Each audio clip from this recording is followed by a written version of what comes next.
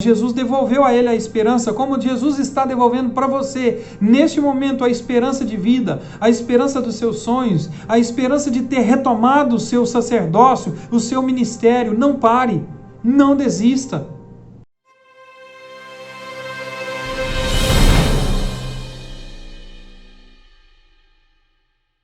A paz do Senhor Jesus, gostaria de refletir sobre uma palavra com você neste momento.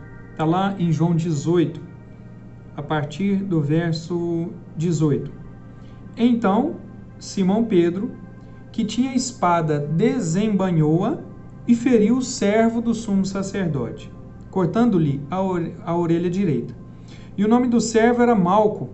Mas Jesus disse a Pedro: mete a tua espada na bainha. Não beberei eu o cálice que o meu pai me deu? Há uma grande reflexão para nós aqui através dessa meditação, desta palavra. Jesus está nos últimos minutos, nos últimos dias da sua vida. Momentos antes de ser crucificado, de ser maltratado, cuspido, humilhado. Mas Jesus não perde o foco e não espera que alguém humano, que algum ser humano pudesse o livrar daquele momento que ele teria que passar. É bem verdade que Jesus se angustiou.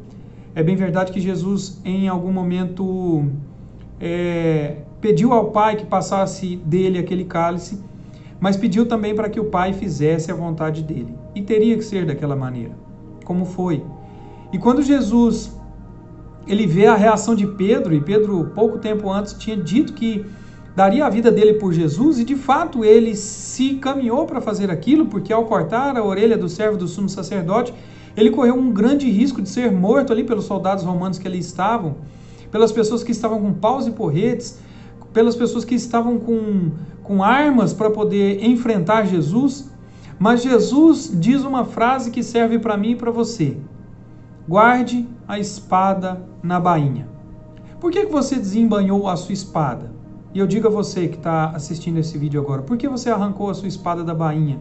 Para poder agredir, para poder dar o troco, para poder fazer justiça com as suas próprias mãos. Jesus não quer isso de nós. É fácil dizer, é difícil fazer. Mas eu digo a você que é possível. Pedro olhou aquilo e de forma instintiva já arrancou a espada, arrancou a orelha do servo do sumo sacerdote, o nome qual era Malco. E é muito importante que a palavra de Deus traz o nome deste homem e diz que ele é servo do sumo sacerdote. Muita gente confunde com o soldado romano, e não era um soldado romano, ele era servo do sumo sacerdote. Alguém que tinha um sonho de alcançar o sacerdócio. Alguém que tinha um grande sonho de ser um sacerdote. Só que o sacerdote não poderia ter nenhuma deficiência física, senão ele não seria separado para o ministério. E quando Pedro corta a orelha de Malco, naquele momento, ele desfaz todo o sonho do servo do sumo sacerdote. Só que Jesus, gentilmente, amorosamente, coloca de volta a orelha do servo do sumo sacerdote, a orelha de Malco de volta, e devolve a Malco os sonhos do seu sacerdócio. Porém, eu tenho certeza, não tenho dúvida nenhuma, de que aquele movimento de Jesus em direção a Malco mudou a vida, a trajetória de Malco para sempre. Eu tenho certeza que Malco saiu dali pensando: quem é esse? Quem que é esse homem que me curou diante de um momento em que nós estávamos prendendo-o? No mínimo, Malco deu ouvido à mensagem de Cristo. Não sei dizer para você se Malco se converteu ou não. Não há na palavra de Deus nenhuma evidência disso. Mas eu sei dizer para você que não é o momento nem de agir como Pedro, de desembainhar a sua bainha e querer resolver com suas mãos. E não é momento de perder os seus sonhos, as suas vontades, os seus desejos que Deus colocou no seu coração. Não é momento de parar. Não pare. Não chegou o momento de parar. Porque Malco possivelmente pensou em parar naquele momento, mas Jesus devolveu a ele a esperança, como Jesus está devolvendo para você, neste momento, a esperança de vida, a esperança dos seus sonhos, a esperança de ter retomado o seu sacerdócio, o seu ministério. Não pare, não desista, não desista. É uma mensagem de Deus para a sua vida, por isso reflita bem, pense bem, Talvez o desânimo bateu. Talvez nesse momento de pandemia você esteja desesperançoso. Talvez você esteja vivendo um monte de injustiças, como Jesus e Pedro estavam vivendo. Mas Jesus foi crucificado por mim e por você para vencer a injustiça. E Pedro sai dali, não é morto, também para que se cumprisse uma promessa. Porque Deus tinha dito, através da sua palavra, que aqueles que ele daria a Jesus, nenhum deles seria perdido.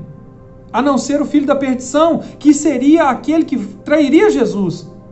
Olha que lindo isso. Então Pedro sai dali e algum tempo depois, Pedro prega a palavra de Jesus e 5.000 almas se convertem, fora crianças e mulheres. Por isso eu digo para você, ainda há muitas pessoas para serem impactadas através da sua vida. Ainda há esperança. Por mais que a morte bata a sua porta, talvez da vida dos seus familiares, por mais que a doença, a enfermidade bata a sua porta, por mais que as incertezas batam a sua porta, não desista. Não desista dos seus sonhos. Jesus devolveu os sonhos até daquele que saiu a prendê-lo, até daquele que saiu a injustiçá-lo.